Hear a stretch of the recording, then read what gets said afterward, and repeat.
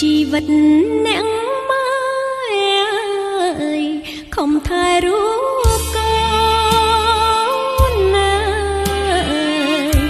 ទោះបីក្រាបលូនម៉ែមិនរញរីសូអើយកូនសុខខ្លាចកូនវេទនាគុណម៉ែពិតជាស